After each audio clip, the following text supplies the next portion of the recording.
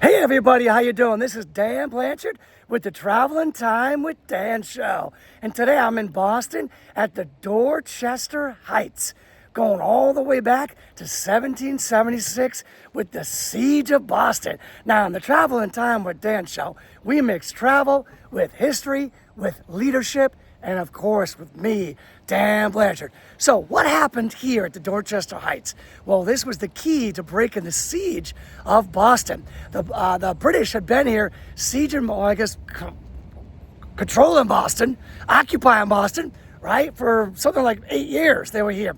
And Washington needed to get Boston back. So what does he do?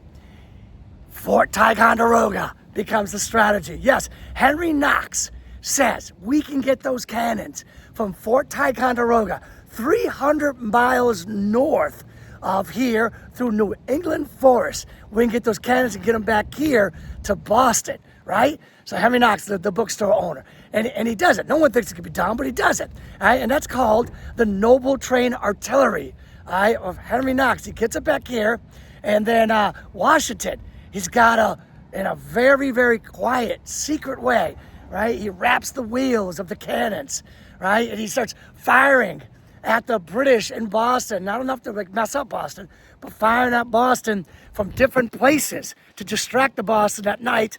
And through a storm, him and his men, they bring all those cannons up here to the top of Dorchester Heights where they can look down on the bay, England's Navy, and Boston, right? And so they're gonna have some nice shots at them.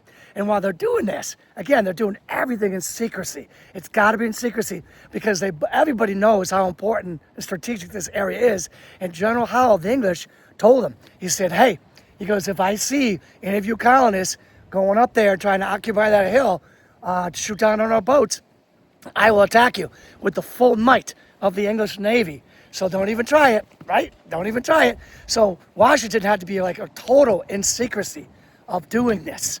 And he does, right? They put up bales of hay so they can't see him. They put up these fascines to these bundles, right, of earthenwork so they can't see him.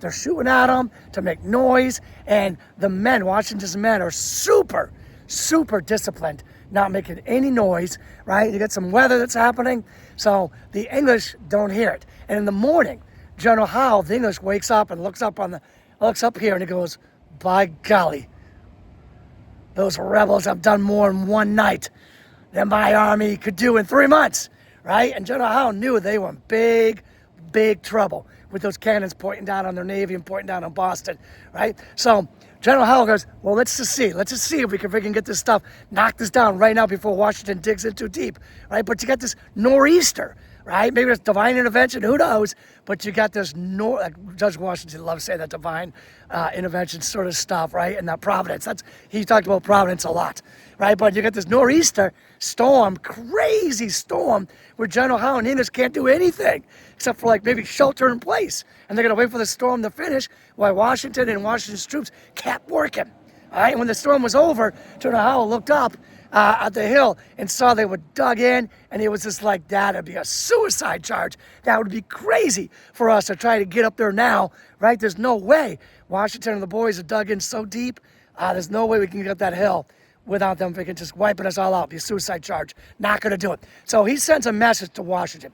He says, hey, all right, you won this round. You got us. All right, we're gonna leave. We're gonna leave. We don't want you to fire on us. We'll make a deal. We won't burn Boston. We'll just quietly leave, and you just quietly let us leave, and that will be that, okay? Now, to this day, this is like 250 years later, right? To this day, right? March 17th in Boston is a holiday called Evacuation Day in Boston. It's a holiday, March 17th, right? It ended pretty much 8 years of the Boston occupation. And the beautiful thing is, when they put those cannons up there, now this is like something that happens a lot for Henry Knox and some in Washington a little bit. When they put those cannons up there, they didn't have to fire a shot.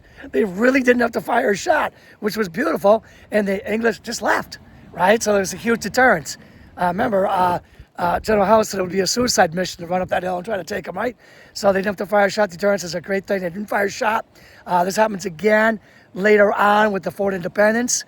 right? And then it happens many, many years later with Fort Knox in Maine. That deterrence is a great thing, wonderful. You don't have to fire a shot. You just kind of point cannons down on them. They said, all right, we'll just leave, which is what the English did, all right? This brilliance, tactical brilliant move that Washington made actually protected England pretty much for the rest of the war. I mean, there was some iffy moments, but especially up in Saratoga and all that stuff. But this right here protected New England pretty much for the rest of the war. So what did the British do? Well, the British got on their boats, right? They took 1,000 loyalists with them. Maybe not a good idea to leave the loyalists in the city, right, with the Patriots. Took 1,000 loyalists with them, went to Halifax, Nova Scotia, where a lot of those 1,000 loyalists started over and started new lives in Nova Scotia, Canada. And then after the English were reinforced, they sailed to New York and then took New York from Washington. Boy, that was a rough day, a rough week for Washington when they took, you got Boston, but soon after that, got to remember, England, they're the best Navy, best military in the world. They're not going to stay down for long, right? So they took New York from them. All right, so on Travel on Time with Dan, where I mix travel, history with leadership. I like to, always include leadership, right?